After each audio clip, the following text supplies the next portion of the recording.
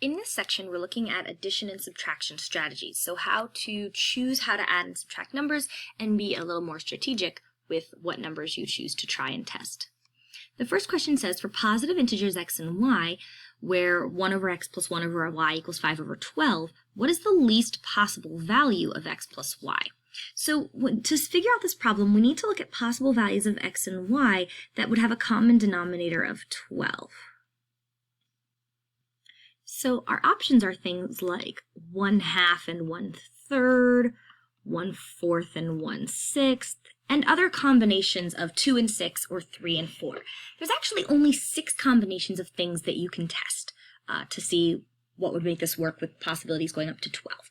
But I can already eliminate half of them, which is any of the combinations with 1/2. Because 1/2, when written in twelfths, is 6/12, which is already bigger than 5/12. So 1/2 plus 1/3, 1/2 plus 1/4, and 1/2 plus 1/6 are all going to be too big. So let's look at some other choices. We've got 1/4 plus 1/6, 1/4 plus 1/3, or 1/6 plus 1/3. And so we can test each of these, putting them in common denominators to see what we get.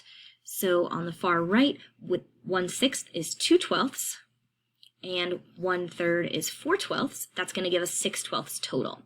So that is not correct. 1/4 is 3/12, 1/3 is 4/12, and that's going to give us 7/12 total. That is too big.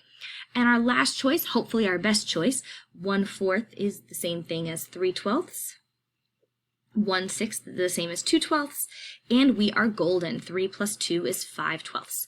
So the only combination of things we had that made this work was 1/4 plus 1/6, and the final question says, what is the least possible value of x plus y? Well, 4 plus 6 is 10, so our answer is going to be 10.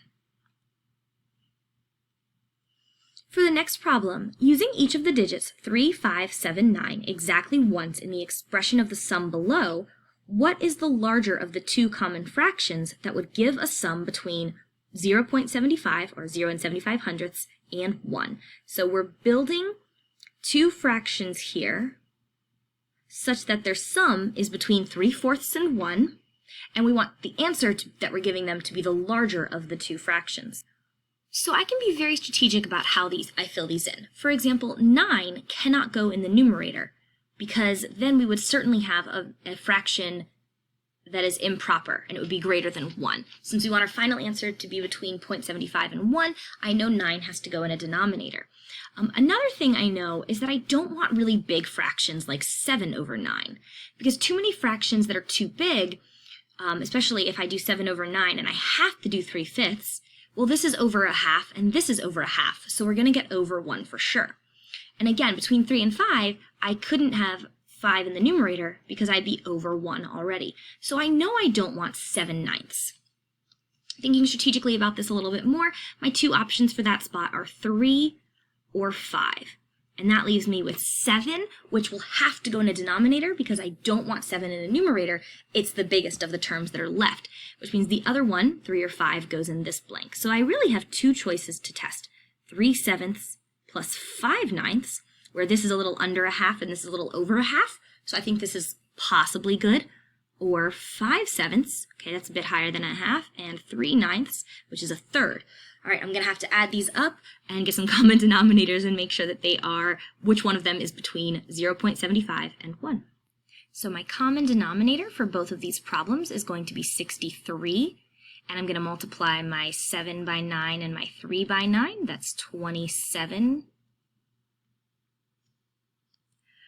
over 63, and then multiplying 9 times 7 and 5 times 7, I'm going to get 5 times 7 is 35, and that's all over 63 now, so when I combine those, I get 62 over 63. That sounds pretty good. It's definitely less than 1. It's definitely bigger than 0 and 75 hundredths, but let's check our other one just to make sure that we don't have two possible choices here. So I'm going to multiply both of these by 9, that's 45, and 9 times 7 and 3 times 7 is 21 all over 63. And when I add these together, I get 66 over 63, which is greater than 1. So because that does not meet the sum being between 3/4 and 1, That is no longer an option, and my only answer is 3/7 plus 5/9.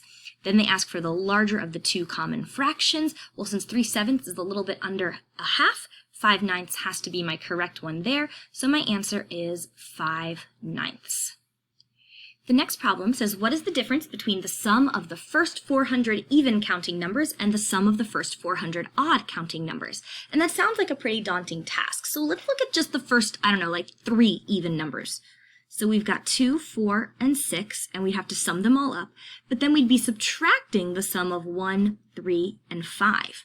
So we can actually look at each of these individually to see what would happen. Because if I take 2 plus 4 plus 6 minus 1, and then subtracting 3 and then subtracting 5, or minus 1 plus 3 plus 5, I will notice that in each pair of how I'm lining these up, I'm going to get a 1 as my difference. So if I were to sum up 2 plus 4 plus 6, and then subtract 1 plus 3 plus 5 from it, I would get 3 as the difference. I subtracted 3 sets of terms, and I got a difference of 3. And this pattern will continue if I go to 8 and 6. I will now have a sum of 4. So if I'm going to do this for all 400 counting numbers, my difference is 400. I had a difference of 1 for each of the 400 numbers that I subtracted.